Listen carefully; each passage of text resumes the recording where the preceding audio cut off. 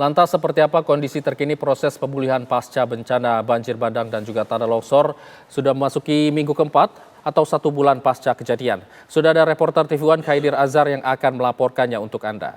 Haidir, bagaimana proses pemulihan pasca bencana saat ini di Provinsi Aceh? Ya, Jul, bisa kita kabarkan kepada pemirsa TV One bahwa proses pemulihan terus dilakukan oleh pemerintah baik dengan berbagai pihak untuk mempercepat pemulihan di sejumlah kabupaten di Aceh pasca banjir bandang dan tanah longsor. Terutama di Kabupaten Aceh Tengah, setelah terkurung selama 1 bulan, baru 2 hari terakhir ini sudah mulai bisa diterobos dari berbagai kabupaten lainnya seperti dari Nagan Raya juga sudah bisa menembus ke Aceh Tengah, dari Biren juga sudah bisa menembus Aceh Tengah dan dari Aceh Utara juga sudah bisa menembus ke Aceh Tengah. Namun kendaraan yang bisa melalui ke Aceh Tengah baru roda 2 dan dengan mobil roda 4 dengan kapasitas 4x4 ataupun double kabin. Nah, bisa kami sampaikan bahwa walaupun pemulihan terus dilakukan, namun di Aceh Tengah sendiri ada 48 desa hari ini masih terisolir, Ijul. Dari 48 desa itu ribuan masyarakat di wilayah setempat itu masih belum maksimal secara bantuan yang diberikan oleh pemerintah. Bantuan yang diberikan hanya melalui udara, itu pun hanya terbatas. Nah, maka untuk ini diharapkan kepada pemerintah dan pihak terkait untuk segera membuka 48 desa yang terisolir ini ada di 5 kecamatan. Nah, ini sangat membutuhkan perhatian untuk saat ini. Seperti di Kecamatan Ketol, Bintang, Rusip Antara, juga di Kecamatan Linge, Ijul. Dan hal ini sangat diharapkan. Selain itu, para korban banjir juga mengharapkan segera diberikan seperti air bersih, obat-obatan, juga kebutuhan lainnya seperti bayi untuk susu dan pampers untuk bayi, Ijul. Ya, Haidir, lalu untuk upaya pembukaan akses jalan di 5 kecamatan tersebut, apakah sudah ada bantuan alat berat yang masuk dari pemerintah pusat atau sejauh ini masih menggunakan alat berat milik pemerintah daerah? Haidir.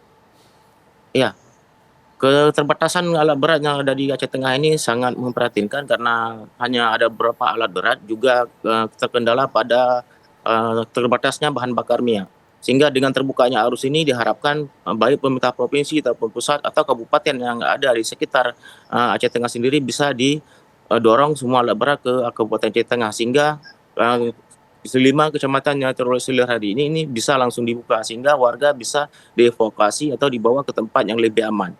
Selain itu juga warga yang ada di seperti Kecamatan Linge ini sudah meminta direlokasi karena mereka sudah menganggap tidak nyaman ataupun sudah trauma dengan wilayah tempat tinggal mereka. Di mana seperti di Kota Rijau sendiri, Desa Kota Rijau itu dari 87 rumah yang ada di desa setempat itu 60 rumah sudah hancur semua.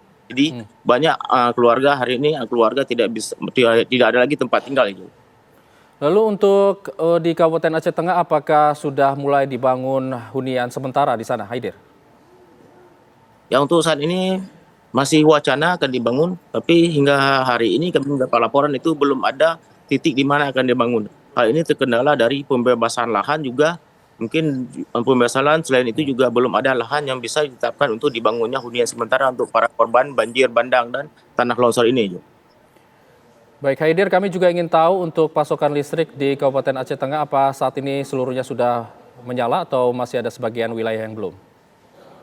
Ya, pasokan listrik juga menjadi kendala sampai saat hari ini. Jadi di wilayah Aceh Tengah sendiri itu listrik baru menyala sekitar 50%. Itu pun hanya di wilayah kota Takengon. Sedangkan di wilayah-wilayah terisolir seperti Bintang, Linge, Ketol, dan Rusip Antara sampai hari ini juga belum menyala. Selain itu juga warga mengeluhkan kelangkaan gas LPG yang hari ini terus terjadi di Kabupaten Aceh Tengah ini. Hmm. Haidir, lalu bagaimana dengan pasokan air bersih untuk beberapa, tadi Anda katakan ada beberapa desa yang masih terisolir. Lalu bagaimana dengan kebutuhan air bersih mereka dan juga kebutuhan MCK mereka, Haidir? Ya, untuk sementara warga di daerah terisolir tersebut mengambil air dari sungai ataupun dari danau untuk kebutuhan minum ataupun mencuci dan kebutuhan sehari-hari mereka.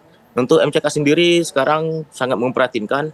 Kebanyakan warga sekarang hanya menggunakan itu sungai ataupun tempat yang dianggap itu nyaman untuk mereka melakukan pencucian MCK itu.